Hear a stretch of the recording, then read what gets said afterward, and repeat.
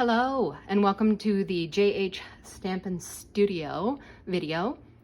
This is my weekly video and today I'm going to be talking about a technique called the marble technique. I'll be honest, I hadn't even heard of it.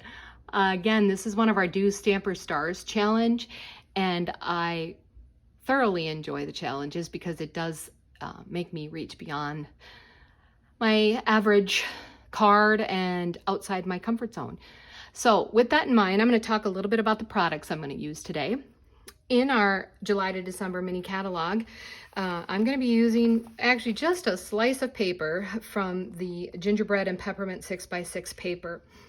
I will say the paper is super fun. I'm going to actually use this pattern today. It's got a lot of different choices. I love the peppermints actually. So I've used some of the fussy cutting of the trees, a lot of gingerbread looks, of course. I don't actually own this stamp set. What is it? The Frosted Gingerbread Bundle. And in here is that Pretty Pillow die box. I don't own that either, but I have to say it's on my list, so I might be getting it soon. Anyway, with that also then, I am using a sentiment from the Holly Jolly Wishes.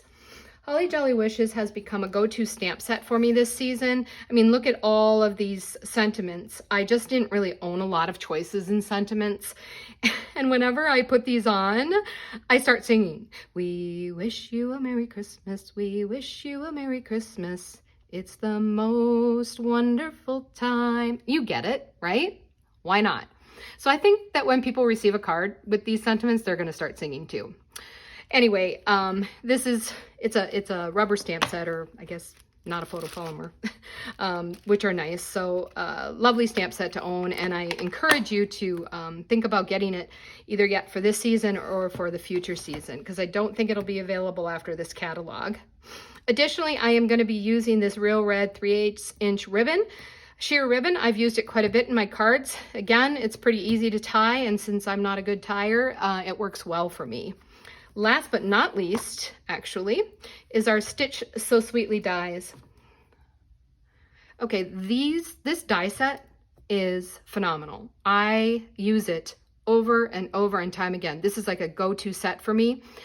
And with our sale right now, these are 20% off, for crying out loud. So $32, what is that? $6.40 off. You're talking $26.40. I think it is, if my math is correct. So this is only on sale today, tomorrow, and Thursday. So I highly encourage you, if you do not have this in your inventory, to get it. It's a really good set. These layer so well together. And then of course, you can't go wrong with these scalloped edged sort of rectangle things. I use them a lot. All right, so moving on with the technique. I did not have any marbles in the house, if you can believe it. I don't have any small children, and I found this little kiddie pool table set that has, they're not marbles, but they're round balls, and so that's really all you need. Different size does not matter in this case. So I use those, and we're gonna need re-inkers as well. So the re-inkers, I'm using our Old Olive and Real Red, and that's because of the color in my paper. And these are so old, as you can see. I bought a large one a long time ago and it's lasted forever. This Old Olive one though is going to be running out soon, so I'll probably have to get a new one. Anyway, while stamps pads are on sale, the re-inkers are not. So you're going to want to get a Tupperware that's going to fit your paper. So what I have here is that shimmery white. Part of the reason I chose shimmery white is because it absorbs the watercolor ink better. It's not like we're watercoloring, but yet at the same time I wasn't sure. So the shimmer paper I think works better. And you'll want it to be able to fit in there, right? So not that you're going to actually put it here. We'll talk about that later. And then you'll need, in my case, I'm using 2 different colors. You can use more, you can use just one. So it doesn't take a whole lot. I'm just gonna go 1, 2, 3, 4. I think that'll be good. And we just start rolling this marble around. And you can certainly grab I wanna get really as much ink on it. It's almost like a game, right? What is that game called? It's like that little pinball thing where you're you got it in your hands and you're trying to get it in the holes. Ka-ching, ka-ching. Hey, here we go. So you want to get some ink on that marble ball, okay? So next, you're gonna put this here, right? And we're gonna go like this. And we're gonna roll that ball all the way around, and it's gonna make some random like spots. Some might be blotchier than others. So yeah, sometimes I'm looking at it going, hey, there's a big blotch in there. So it's okay. Okay. And then the next one, we're literally gonna do the same. So since I had colored different balls, I decided to use green to match my green. Here we go, 1, 2, 3, 4. You might even need less than that. I don't know. There are other videos out there. All right, my literally, I think I'm gonna put this lid on. So it can take a little bit. I imagine that a marble is better because it's heavier, but I'm making do. And like I say, maybe the other thing, oh, there, I got it. I swear it's the game, right? Oh man, this is awesome.